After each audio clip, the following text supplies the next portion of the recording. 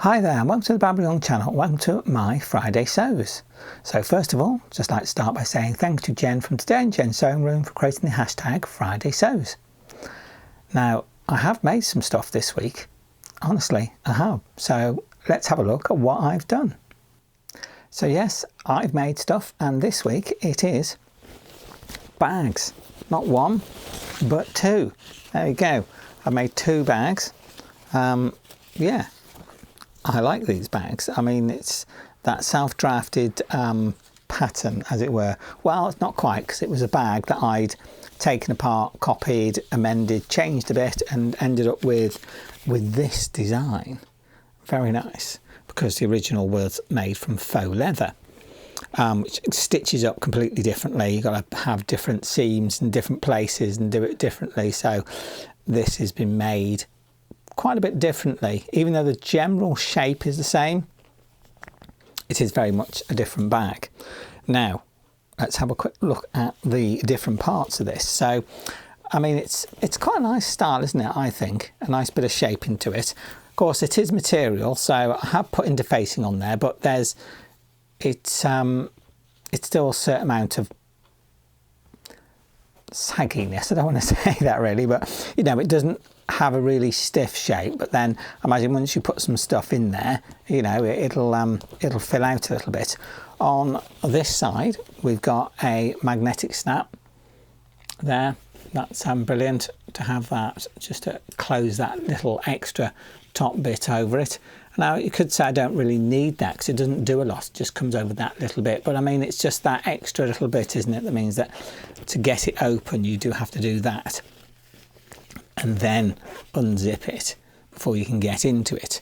Now on this side, on the outside, I do have a zip, and as you see, I've got a completely different material on there, and I wanted to do that. I wanted to have some contrasting materials in there. So that's the outer pocket, and then we open up. Inside is, again, it's a different material. Do it that way, you can see that. A different material for the actual lining of the bag. And then we've got two pockets in here. One is this patch pocket, which is the same material as the outer zip pocket, and then we've got an inner zip pocket as well, of which again I've used that same material to make that. So yeah, three pockets, and actually this is, it looks like a small bag, but there's quite a lot of volume in there. And I like the way that it sits, because I put a bit of structure in the base just to make sure it does hold its shape a bit better. So yeah, and a very long handle or strap, so that you can lengthen it out and have it properly cross body, you know. And this one is basically exactly the same. Oh, and it's got my own little tag on the side there. It says Babra Young. Yeah, so I put that on. This one is exactly the same but different material. So let's just have a quick look at what the materials are with this one. Outer zip pocket. We've got that, which is, I think it's strawberries and cherries. Open it up. Again, we've got the same lining material as the other one, but this time we've got a different interior for the pockets. So this material, it's like that for the patch pocket, and also the zip pocket as well. And again, I think it's quite cavernous in there. You know, you might think this is a small bag, but it's not. It's really quite huge. So yeah, two very nice bags. Now the thing with these bags is that all the materials, as much as I can, well, I suppose the actual fabrics is either thrifted or upcycled or something, or I've been gifted the material, the fabric, as it were. Things like the hardware, the strap and the metal pieces, the zips, that's all new, that's all been bought. But then all the fabrics I've tried to use is all, like I say, upcycled. I mean, this material I think is meant to be curtains or upholstery, or should I say, I think this is curtain material. This is upholstery material, and this one, if you've been watching my channel, you'll see that this is actually the Laura Ashley material that I actually thrifted. I found the one time when I was out looking for material, and it does look and feel very much like a upholstery type material. So I mean, they should be quite hard wearing and quite nice to have. Of course, they do crease a bit more than what you would if you had something that was more of a rigid bag, but then I think that's fine. These are a material bag, you know, they're made of fabric. So yeah, there we go. Managed to get them both done. Managed to get all the different parts together, so the zips go in the same direction, the straps on in the same way, and everything's the same, uniformed. So there we go. And if you're wondering, yes, I am looking to try and sell these bags, but obviously, first of all, I've got to get and make them, and make them consistently, and that's what this was to do, to make 2 bags consistently the same, so there wasn't any difference in them. And yes, I've managed to do that fine. I suppose then after that, I'll have to see how quickly I can actually make a single bag and just keep repeating that, so that I'd be making bags on a regular basis. And then the main part will be finding an outlet for it, somewhere that I can sell them, because at the moment I don't have anywhere that I can do that. That's still something I'm working on, but I will have to sort that out if I obviously want to sell these, you know. I don't know if you folks like this. Are you interested in this sort of bag? Do you know anybody that would be interested in this sort of bag? So yeah, I mean, I like this sort of thing, because too many people think bags have got to be, you know, leather or really rigid, but I mean, material bags, why not, eh? Okay, so they won't be waterproof, but then unless you're going out when it's pouring rain all the time, then generally these bags are not going to be out in the bad weather, are they? You know, so, but there we go, 2 lovely bags. Saying that material being the Laura Ashley, but so yeah, very nice. I like them, and I've enjoyed making them, and hopefully if I can do something that can earn me a bit of money from them, I'll continue to enjoy making them. So there we go. That's the main thing that I've worked on this week. So I've been making those. So what else have I been doing? So next up is something that somebody has sent me. I've had a bit of a gift in this box here. So what I'll do is I'll pull out what I've had. Now, what it is one of the viewers, let's have a quick look at the details here. One of my viewers who has watched my channel for a while reached out to me and said, I've got a few patterns that I don't use and a few bits like that. Would you be interested? And I'm like, patterns? Yep, absolutely. Of course I'm interested. So we exchanged a few details, and she sent me some patterns and a couple of other items. So what we'll do is have a quick look at them. Now, the little lady in question, her name is Dawn, and she does actually have a YouTube channel. She did start it a while ago, but obviously for whatever reasons, you know, as it is, life gets in the way, and she didn't really get on with it too much. Originally, her channel was called She Sews in Her Pyjamas, but she obviously wants to come back and continue with doing YouTube. So she's just sort of at the moment looking to try and get back into that. So she decided to change the name of her channel, because that was a bit long, a bit full in the mouth, isn't it? So her channel is Mama Makes. So that is, if you put in @mama_makes, so that's MOMMAR_makes, that will get you to Dawn's channel. So yeah, so I hope she is able to make a go of that and start getting back into doing the YouTube. She's like a lot of other people, like a lot of us, we've all got lives outside of YouTube, and we've all got things we've got to do and get done. So I'd say be patient and see how it goes. But for now, let's have a look at what Dawn sent me, because it's some really nice stuff. So, first up, some patterns. Now, she sent me 6 patterns. The first one, which is a vintage pattern, I've actually got some vintage ones here, is a McCall's 2068. Now, this one does actually look like it is, it says it's young junior or teen. So, I'm not sure how well that would fit me. I don't think it is something that would particularly fit me as far as the vest goes, but it's a vest and a pair of pants, so you never know. I'm quite skinny waisted really, or should I say I've got a thick waist and narrow hips, but I'm not wide at all, so you never know. The pants, or trousers as I would call them, but the pants might fit, you know, it might be something that I can actually do. So so yeah, I will have a look at that. But anyway, you know, that's the pattern, and it is, yeah, like I say, a proper vintage pattern. So I don't know how well that would fit me or not, but I suppose it's something to have a look at, isn't it, for me to see what is possible. Now, this particular pattern is from 1969, according to the label. So there we go. That is a really nice sort of, I'd say it's very much almost a 70s style, but obviously from 1969 it's not quite, is it? So, but there seems to be the element there.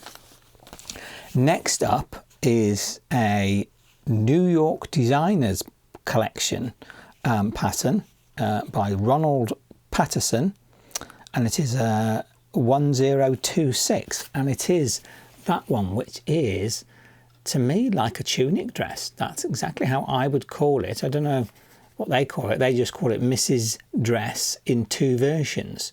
So you can have a version with without the collar detail and without some of the extra little details that are on there, and have it more plain, or you can have it with all the extras on there, which looks really, really nice, doesn't it? I mean, I really like that, and this should hopefully fit me, and if it doesn't quite fit, I can hopefully just do a little bit of sizing adjustments to make it fit, because this one is a Mrs. size 14 with a bust 36, so it's almost there for me to be able to use that and work with it. Now, this one is from 1968, so it's a little bit older, but that is a brilliant design. You can see there's a button placket section in the middle there on the top section. So, but yeah, that is really nice. I really like that one. And then third up is a top. It's a blouse. It's a Mrs. Blouse set, and it is a McCall's 8019, which is that one. Now, this I really like. This one, I just love the shaping on it. I just love the way it is and the way that the design is on that. It's really quite a simple, nice, basic sort of top that goes on over the head by the looks of it. And this one is from 1965. Of course, all 3 of these patterns that I've just shown you, they're older than me. So they are definitely vintage. So they are really nice. I've had a look at the little pattern pieces themselves. It looks like everything's there.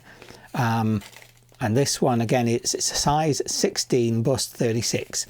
Again, it looks like it's probably got a certain amount of ease in this one. So hopefully shouldn't have a problem with making that one fit. There's a bit of a design feature. View B, which is this bottom one here, has this almost like a V-neck detailing on the back for the back section. So that's really interesting. Yeah, so that is very nice. Okay, next up is the Simplicity 1080, which is a dress, which is that one. And it's a really nice dress. I do love it. I love the basics of it and what could be the versatility of it, because this one has got 2 forms. Basically, you can make it either one piece or with 2 pieces of material. And I just love the way that it makes it look. So I'll be looking for some material hopefully to make that one, because I really like the way that sits. Again, it's almost a bit like a tunic type dress, and I do love tunic dresses. Now this one, let's have a look, is from 2015, so it's not particularly overly old, but it is it's not a new one. But yeah, that looks really nice. I really like to have a go at that one, especially for something to be for summertime. And the next one is thread count 1607. Now this one says that it's a 5-in-1 wardrobe builder, which it is, I suppose, really, because what you've got is a jacket, a top, a dress, basically, a pair of trousers, pants, if you want to call them that, and a skirt, I think it is, yeah, a skirt. I suppose you could make shorts out of them as well, couldn't you, if you liked. So yeah, that's what we've got in this one, and that's, you know, a real nice sort of probably quite basic overall things. I do like the dress. It's a button through. It's almost like a long shirt dress, really, more than anything else, isn't it? I mean, for what it is. So and I do like a shirt dress, where it is a sort of loose wearing, sort of easy wear stuff at during the summertime. Maybe match it with the skirt or the pair of trousers, the pants that are there with this design, and yeah, you've got an outfit, haven't you? You've got a range of outfits. So that is one of those great ones. I do like to make different parts of it. Yeah, and this one is factory folded. This one's never been opened, never been used. And the last one is the Simplicity 1254. So I was going to tell you how old this one was, wasn't it?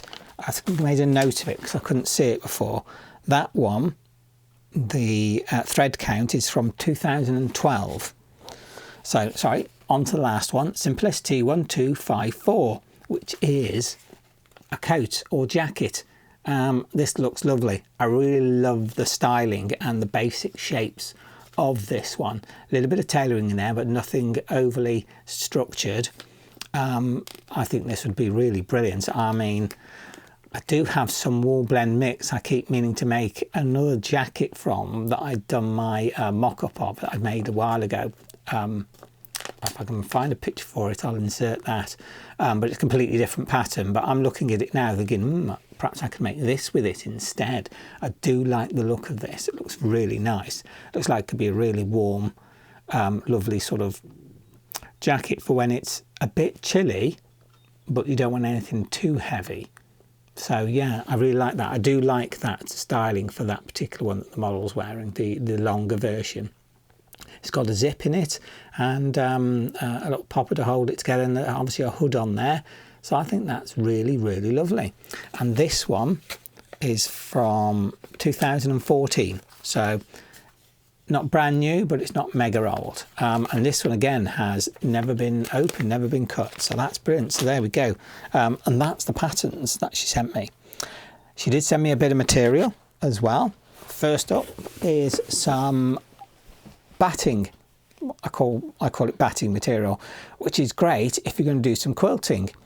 And for those of you who might remember, I said I'd had some fabric given to me, which is over there by my friend Anna, and I'd said I might do some quilting with some of it and do a bit of that sort of thing. Of course, if you're doing quilting, you want layers, don't you? And batting is one of the layers you can use to do the quilting with. So yeah, so that is really, really helpful to be able to do that sort of thing when I get into that, which hopefully maybe I'll start getting into that quite soon. But she also sent me something else, another bit of material. And this was a surprise. I wasn't expecting this at all, but it's this stuff. Yeah, look at that. There is a piece missing out of this. Obviously used a little bit of it, but look at that. That is just so nice. And it's got swish and drape to it. I don't know what the material is. And I can't decide if it's maybe a cotton lawn. Maybe, perhaps it might be a viscose, I don't know, but I mean cotton lawn is what I'm thinking. And looking at those little gold flecks in there on those blue flowers, that is really, really nice material. So I'm going to look forward to making something from that. I don't know what, probably a top, a blouse or something like that. I don't know as yet, but yeah, I like the way that that moves and the way that that looks. That is a lovely, lovely fabric. So there we go. So just like to say to Dawn, thank you very much for sending those to me. It is so nice of you to send those, and I'm going to really enjoy hopefully doing them sometime this year, at least maybe one or two of those, and using that amazing fabric. So thank you very much, Dawn. Now I have made something else. I've been practicing my Nalbinding, which is needle binding, and made another hat. So there we go. Another hat made. This one's actually a bit larger. I've been practicing basically, and I wanted to try to understand how to manipulate the craft and techniques to be able to make hats slightly differently. The last one I made was a beret style. It was green, but it sat quite neatly on the head, as it were, because it was had a certain size to it, and it was understanding how I can change size, how I've got to do to make things bigger or smaller. So this one is a little bit bigger than the green one. As you can see, I'm sure it looks a bit more almost like a pudding, doesn't it? Like a pudding hat. But when I put it on, you can see it's quite floppy. I can pull it over to the side, and yeah, I've got what is quite a sort of not loose fitting, but a sort of easy fitting beret style hat. See, and I quite like that. I like the way that it sits on me. I think what I would do next time, and I intend to make it again because I'm still practicing the technique, I'm still trying to get it used to how it sits and how I've got to do things, and when you bring the curvature on the sides, whether I do that, quickly or what. There's a whole different bunch of considerations in there. I mean, it's a craft that's not really taught anyway. You sort of have to almost pick it up on your own. So I'm experimenting quite a bit with how I can make it work. So this one, yeah, I do like this. You see, I've got the contrast there on the top, and a contrast on the edge of it. So yeah, and I like that. I like the way that this is that beret style because of the way I've done it. I mean, I could pull it down and just have it more like that, but it doesn't seem to quite sit that well. So let me put that on again like that, and then over on the side. And this one covers my ears a little bit more without me having to sort of pull it down too much. But yeah, there we go. That's my sort of style of hat that I've been practicing. So yeah, I think that works quite well. And of course, the more I do this technique for the needle binding, the better I get, and the more I understand about how I can manipulate the stitch that I use to create the shapes I want. Obviously, I still got a lot of way to go to really be a bit more proficient at it. But I think the basic stitch is not that difficult once you got used to it. You can sort of get on with it. Maybe it's not quite as quick as knitting, but then you're using a wool that's not really thin, and if you used to use a really thin wool, then it might take quite a bit of time. But then also your thumb is your gauge, so obviously you've got to take that into consideration unless I change technique completely to something else. So yeah, there we go, my second needle bind hat. I know it's the wrong type of year to be making them, but well, by the time I've got the technique round, hopefully it'll be back round to winter. But that's a while away yet, so let's not think about it. So there we go, new hat. So there you have it. That was my week. Items received, thank you, Dawn. Bags made, and a hat as well. So I mean, oh no, I suppose quite productive really. Didn't feel like it at some points. Sometimes I thought I was really struggling to get through the week, but I did. But there we go. Next week I'll need to push on with that top that I was started, you know, the one that I've done nothing to. I really want to try and push on with that now that I've started it, and I'll now I've done the bags, I can maybe focus on that for next week. Just have to see how well I get along with that one, I think, see where that goes. But yeah, all in all, I suppose more productive than I thought, and looking forward to getting into next week already, even though we're only just at the end of this one. Yeah, I always like to keep going once I've got the momentum. Yeah, just keep it on, keep it going. So there we go. That was my week. That's what I've done. Life-wise, nothing to tell you about. I've had a bit of a throat. That's why I sound a bit groggy, you know. Not been on top form, but I'll get there, I suppose. It'll eventually sod off, I suppose. So I'm just talking to the camera, I suppose, and talking to you lovely folks. But I enjoy doing that, so it's not a problem. So there we go. Anyway, that's me done with. So if you like this video, please do give it a thumbs up. Please do subscribe if you'd like to see more of this content. If you just click that bell icon, you'll get a notification of when my videos come out. Please do comment. I do love reading your comments. It's really nice to hear what you're doing, what you've been up to, what you're thinking, and if you wish to comment between yourselves, please do, because that's how we build those connections, isn't it?